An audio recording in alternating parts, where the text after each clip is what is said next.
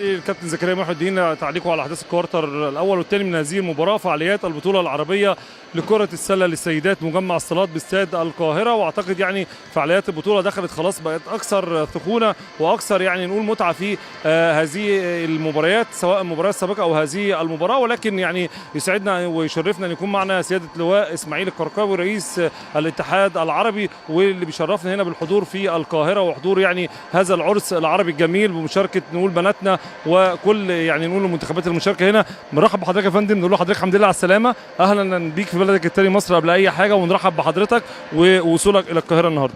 اهلا بيك، وانا سعيد جدا حضوري فعاليات هذه البطوله اللي تستضيفها الاتحاد المصري، اللي قايم بدور كبير الحقيقه في مجال كره السله رجال وسيدات، واصبح يعني ينافس افريقيا وفرق عريقه.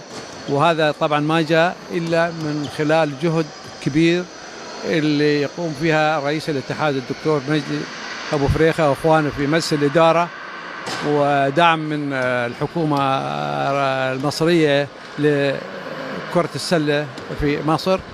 وطبعا نحن كاتحاد العربي لكره السله نشكر هذا الجهد الكبير، ونتمنى لهم ان شاء الله في استحقاقاتهم على مستوى دولي ان يبرزون يعني مصر وايضا الدول العربيه متمثله في المنتخبات المصريه. بطولة السيدات غايبة علينا من أكثر من 5 سنوات، وأعتقد عودة ليها، ويعني المرافقين والمسؤولين عن الفرق بيقولوا لي إحنا رجعنا وكنا فرحانين بالدعوة الموجهة لنا من الاتحاد العربي لعودة النشاط مرة أخرى لهذه البطولة، خاصة بطولة السيدات. الحقيقة يعني تعرف فترة كورونا أثر على أوجه النشاط الرياضي كباقي الحاجات اللي يعني صارت في العالم، ودائما الإقبال من قبل المهتمين في كرة السلة رجال أو السيدات هم الأندية أكثر. المنتخبات يعني اهتمامها قليل، ولكن أنا طبعا فوجئت أن عدم مشاركة مثل منتخبات عريقة لبنان، الأردن، تونس وسوريا، يعني فهذه منتخبات كبيرة كان مفروض تكون مشاركة، لكن نأمل إن شاء الله في البطولات القادمة يكون متواجدين إن شاء الله. يتميز الاتحاد العربي اللي عندكم دايما اجنده ملتزمين بيها، في بطوله انديه، في بطوله منتخبات، واعتقد ده بيدي يعني احنا عندنا البطوله العربيه شايفين اخر 3 سنوات للانديه اكثر من رائعه، وشايفين الاعلان ايضا عن بطوله للمنتخبات خلال العام او بالمطلع العام القادم، فاعتقد يعني ماشيين باجنده منتظمه بتخلي في جذب للاتحاد العربي ونشاطات الاتحاد العربي. طبعا انا الحقيقه اشكر الاتحادات العربيه الفاعلة في نشاط الاتحاد، وكذلك الإخوان في مجلس الإدارة ورؤساء الاتحادات اللي قايمين بجهد كبير في تطوير منظومة كرة السلة في الوطن العربي. ونحن أنا وإخواني يهمنا جدا في مجلس الإدارة واللجان أن برنامجنا يتم، ففعلا الحمد لله يعني منذ توليت يعني رئاسة الاتحاد العربي كل البرامج تم تنفيذها، معظمها تقدر تقول أكثر من 90%. نحن السنة يعني أقمنا حتى الآن كل استحقاقاتنا. كان الشهر الماضي بطولة الناشئين والناشئات في الأردن، قبلها بطولة 3 في قطر، وعندنا استحقاق أيضا بطولة الأندية السيدات في مراكش في المغرب، وأيضا عندنا بطولة عندنا بعيدة احنا اللي قاعدين معاهم بقى. عندنا بطولة الأندية أيضا في قطر، ونهاية عندنا بطولة منتخبات العربية في مصر إن شاء الله. فبالإضافة يعني دورات تحكيم، تدريب، إحصاء، كل قائمين فيها. وهذا طبعا نبغي على أساس استمر إن يكون لنا بصمة كان الدول العربية على افريقيا او على اسيا. هذا مهم جدا عندي. انا بحس ان الروح اللي موجوده واللي بتبقى موجوده في اجواء، سواء هنا وكنا مع حضرتك في اسكندريه السنه قبل الماضيه في اخر السنه برضو في بطوله الانديه اللي كانت مقامه في نادي الاتحاد السكندري، بحس ان الناس يعني بطوله تبقى عرس وكرنفال، ومره عن مره بنحس كل مره في حاجه ازيد، المستوى بيعلى، الترحاب بيعلى، يعني في تواصل اكتر من البطولات القاريه سواء في افريقيا او في اسيا.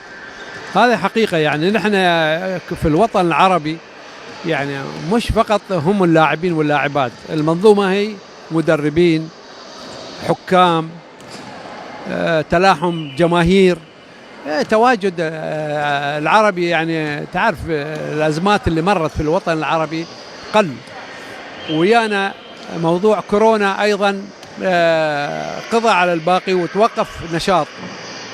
نحاول نعيد هذه النشاط وهي البرامج بالقوة. في تحديات موجودة أمام الاتحادات العربية وأمام الأندية العربية، نحاول نساعدهم في تذليل هذه التحديات، ونتمنى إن شاء الله الكل يشارك ويعمل لأجل استمرارية البطولات العربية. حضرتك الاجنده انتوا بتدعوا كل الفرق، ولكن في مشكله اللي هي الاجنده بتبقى مختلفه في البطولات اسيا وبطولات افريقيا، بتخلي الفرق بتقل شويه. ما نقدرش نخلي في البرامج القادمه يبقى الموضوع ده نتلاشى ويبقى العدد اكبر ان شاء الله؟ والله نحن نحاول مع الاتحاد الدولي والاتحاد الافريقي والاسيوي لتذليل وتقارب هذا الشيء، ولكن في الاونه الاخيره في صعوبات طبعا تواجهنا، خاصه في دول الخليج، دول العربيه في اسيا، ان في هناك صار بطوله الوصل، وهذا بطوله همانويه يعني رايح جاي. الدول العربيه بتقابل فرق من نيوزيلندا، ايضا من استراليا، يابان، الصين، كوريا، فلبين، فرايح وجاي. فهذه لين شهر مايو، شهر 5 الجاي يعني بيستمر. فهذه نحاول قدر الامكان ننسق مع المكتب الفني في الاتحاد الدولي في آسيا، على أساس أن يعطونا فرصة وقت على أساس نقيم بطولاتنا. بطولة بقى دبي الإعلان عنها، وشايف تحضير ليها، وشايف على صفحاتكم في تحضير ليها من بدري، واعتقد اللي هي بطولة أصبحت من أكتر البطولات انتظاما، ومن أكتر البطولات اللي بقت مهمة وبتجذب الناس، وفيها لعيبة محترفين وفيها مدربين، وبنشوف فيها عدد أندية كبير جدا. الحقيقة هذه البطولة يعني لها تاريخ، هاي النسخة يعني تعتبر من أقدم البطولات العربية في الوطن العربي في الشرق الأوسط، لأن عمرها الآن 33 سنة فمستمرة.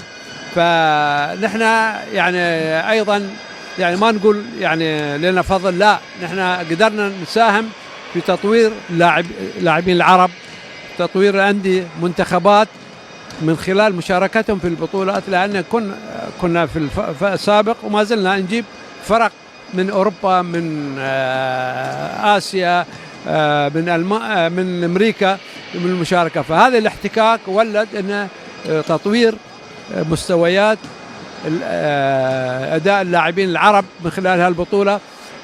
وأيضا حكامنا العرب، حكامنا في الإمارات أيضا يشاركون في أداء هذه المباريات. المدربين استفادوا. فطبعا هذه بطولة نركز عليها كثير، ونحن يعني أعلنا عنها بدري عشان الشركة الراعية تقدر تكون جهز أمورها وتنظم من بدري، لأن كنا أول شهرين 3 ما يكفي، الحين 7 شهور من الآن يستعدون لها البطولة. وطبعا هذه من بس مو أمور فنية، حتى الأمور المادية تحلنا كاتحاد الإمارات مشكلة، يعني على أساس أن تعرف اللاعبين الآن المنتخبات إعدادهم مكلف، فيحتاج إلى ميزانية كبيرة. فيجب أنك أنت تبحث عن مصادر دخل لك على أساس أن تجهز منتخباتك، تجهزهم بالناحيه الافضل. لما توفر فيه امكانيات بيبقوا في افضل، يعني اعتقد بيبقوا في افضل مستوى وافضل ناحيه فنيه.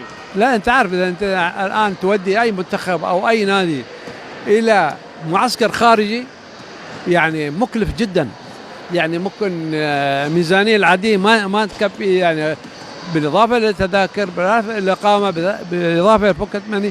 فالعمليه مكلفه جدا مهما تبقي ميزانيه كبيره. بالنسبه لاخواننا في كره القدم عندهم مصادر دخل وعندهم ما في مشكله، وفي دعم من الاتحاد الدولي. هنا ما في الا يعني المصادر الدخل يجيك من انك انت تسويق ولا جهود زياديه؟ جهود يعني بهذا الشيء. فالحمد لله الان كاتحاد العربي نحن ما عندنا مشاكل بالنسبه كاتحاد. الحمد لله امورنا الماديه اهم شيء هو الماده. اذا توفرت الماده تقدر تقيم بطولات، تقدر تعمل دراسات، يعني يتطور العمل عندك يعني بصوره افضل. يعني قبل السفاره احنا عارفين 3 دقائق دايما هي اللي بتدهمنا، وعقارب الساعه بتدهمنا ايضا. جزئيه اللي انتوا اسندتوا ايضا الشركه للعلاقات العامه للتنظيم، فاعتقد دي جزء بيقلل المشاكل وجزء فيه اسلوب علمي في طريقه الاداره لهذه البطوله ايضا القادمه ان شاء الله. فعلا يعني تعرف الان ايضا هذه فعلا شركه يعني انك انت تخلي يشيل عنك الهدك، ولكن يجب على الشركات الوطنيه ان تساهم. يعني ما يجي انت تتكلم وتقول وتجتهد وتعمل يعني طبعا انت تؤدي عمل تطوعي لخدمه قطاع من الرياضه، اي لعب من اللعبات، ولكن يجب هناك تجاوب، يجب يكون هناك يعني رؤيه من الحكومه للشركات هذه انه يجب عليكم جزء من دخلكم، يعني من دخل الفائده انه تخلونه للخدمات الاجتماعيه، للرياضه، لاولادكم، لهذه اللعبه. فهذه موجوده، لان هو شركات تعمل ربحها من وين؟ من الناس، من الشعب. فيجب الشعب يستاهل انك انت تصرف عليه او تحطي جزء من دخلك من فوائد مالك لصرف على اوجه مثل هذه او اوجه الامور الرياضيه او الاجتماعيه. اشكر حضرتك جدا، نورتنا وشرفتنا، ونتمنى دايما بتنورنا ودايما بتبقى في بطولات ناجحه على ارض مصر سواء هنا او في اسكندريه، ودايما الوطن العربي احنا وطن واحد، وباذن الله دايما نكون تحت شعار وطن واحد باذن الله دايما. وانا صراحه يعني اشكر الاخوان في الاتحاد المصري، واشكر الجماهير اللي حاضره، واشكر يعني الاذاعه والتلفزيون على اتاحه هذه الفرصه للتحدث مع الجماهير المصريه. شكرا، الله يخليك. شكرا كرامي على ذاك اللقاء مع السيد اللواء اسماعيل الكركاوي رئيس الاتحاد العربي لكرة السلة اللي بيشرفنا بالحضور هنا وبين شوطي احداث هذه المباراة. انا اترككم مع الكابتن زكريا معي الدين والتعليق على احداث الكوارتر الثالث والرابع منها، فاليه الميكروفون.